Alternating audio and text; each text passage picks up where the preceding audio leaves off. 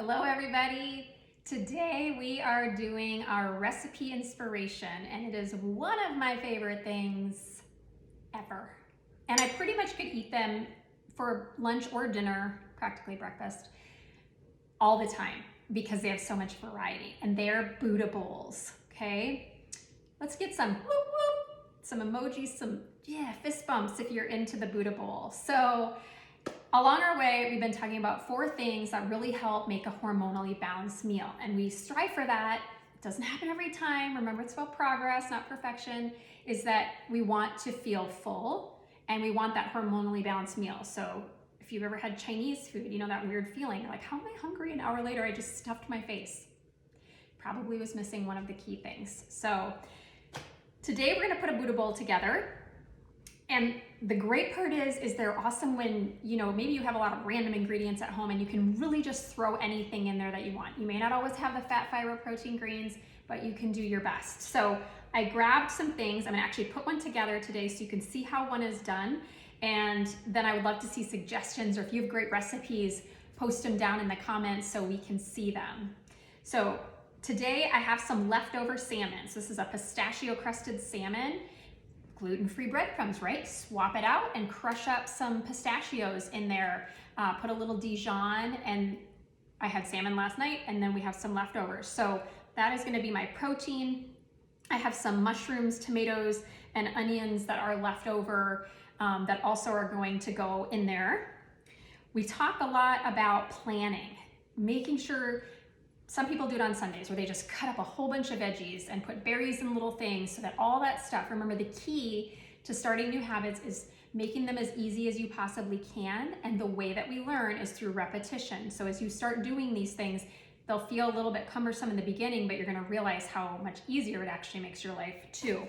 So this is great for kids to have trays ready with cucumbers, bell peppers, tomatoes, whatever vegetables that you like, cauliflower, broccoli, have it ready to go.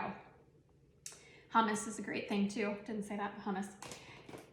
I love arugula. So in my Buddha bowls, again, spinach, arugula. I don't ever use, just to be clear, arugula in a smoothie. Have you had it? I bet you, if you did, you've only had it once and you never did it again. Like, oh, I'll just swap the arugula for the kale or the spinach. No, I love arugula. Who else loves arugula? Not in a smoothie. Okay, so you can do it like a salad. I don't tend to, meaning like you put the greens on the bottom. So take a handful of your greens, or whatever green you want. Remember, greens, fat, fiber, protein, greens. Now, sweet potatoes, that could be something. I don't have this cooked, so I'm not doing it today, but sweet potatoes are a great thing. You can cook ahead of time, cube it up, roast it, bake it, just a little olive oil, salt, and pepper, and that's a great thing to be able to throw in your Buddha bowl, okay? So sweet potato.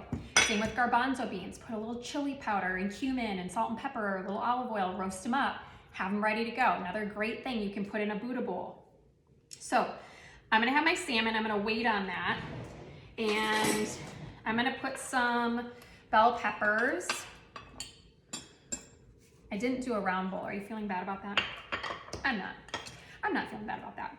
Quinoa. Remember, I also talked about this in another video, is I like to get a bunch of quinoa ready. Now, if you've never had quinoa, it's a fun thing to try. It's, it's kind of a nutty. It has a bit of a nutty flavor if you've never tried it. So a little quinoa in there. Okay, and I'm gonna do my best for all of you, but presentation, I mean, if you were coming over to my house for dinner, I would wipe the plate around the side. If I was serving you, I'd really try to make it neat and clean. Thanks to my husband who taught me those tricks and trades. John Finley is so good when he used to cook. He doesn't really anymore, but that's okay, because you know what? I love it now. And my mom's an amazing cook. I've gotten tons of inspiration from her. It's one of our favorite things to do. And you will find with each other is to share recipes. Avocado, again, squeeze a little lime on it. That'll help it from turning brown. Oh shoot. So make a little pile of avocado in there. You're gonna love this so much. And then I am gonna stick a little cucumber. You know what? I'm gonna do my veggies over here. And really, look at this rainbow that's happening right now. Are you feeling so excited about it? Look at this. We got red, we got orange. Can't really tell the purple because the onions got cooked. I don't have blue, but besides blueberries, what's blue? Try some beets, but that's not blue. I'm gonna skip cucumber on this. I'm gonna put a little, I love Kalamata olives. You could do some capers too. And then I'm gonna put my salmon on. This is cooked, it's not raw, so you know, I can touch it. And then I'm gonna put a little cilantro on the top.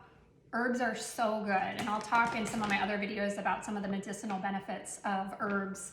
And then if you wanted to, put a little hemp seeds on there. Remember, this gives a great source of protein. Of course, instead of salmon, if you're vegetarian or vegan, you could absolutely swap that out for some tofu, things like that.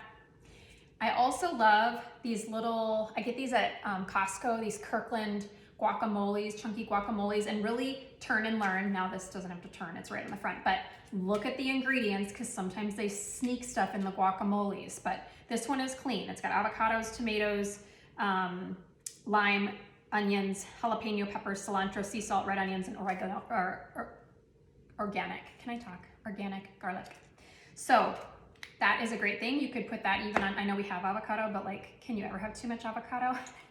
No. Okay, and you have yourself a Buddha bowl. So if you want now a dressing, you could just do what is delicious, and I know you're gonna think I'm crazy. Just put a little bit of olive oil, extra virgin olive, healthy fat, little olive oil, or an avocado oil is a good oil to use.